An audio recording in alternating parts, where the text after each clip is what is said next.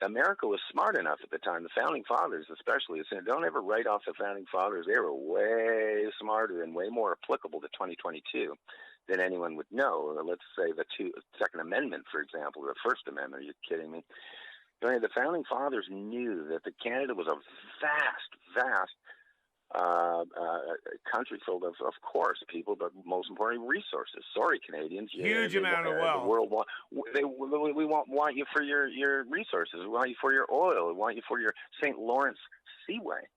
Are you kidding me? St. Lawrence Seaway. So, America was smart enough, and the Founding Fathers were smart enough and they built it into the founding documents of the United States. That at any time, at the time it was Canada or any quote province, at any time, a province or Canada could change their mind and just become a state, just like that. Yep. They wanted to leave the door open. And so scholars, and I'll tell you what, this is my key angle, honestly, for the Alberta 51 movement, as you know, and we've talked about it. But all it really takes, think about this, Mike, as far as the Founding Fathers were concerned, way back when in the 1700s, all it takes is really the U.S. Senate to decide. And it's got to be better than 50-50. That's all. Yep. That's all. No, and we've talked about this before. And the other thing, too, is that what a lot of people don't realize is that the western part of Canada, specifically Manitoba, Alberta, and Saskatchewan, really didn't have a choice as to whether or not be a part of Canada. Canada basically annexed that whole territory and then broke it up into smaller territories or provinces and then turned it into a voting bloc that had no say whatsoever in Confederation. That was Buffalo. Was that Buffalo? Buffalo, was that Buffalo, Mike? It's I don't understand why my countrymen in this locality would want to stay tied to Canada.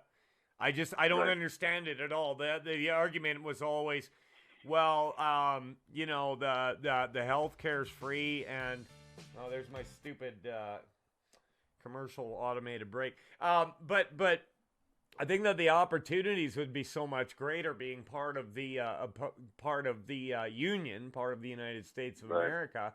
Right. But it seems like America's kind of falling apart too. Like there's vast swaths of America that want a divorce from each other. I mean, if you look at California, Texas, the coastal states, New York and Oregon, and you know what I mean? Like the divisions between the people are so stark right now that we could be looking at a monumental shift where there would no longer be a Canada and the United States, maybe just a big swath of land running from Alaska to Texas. We could call it, dare I say, Diagolon.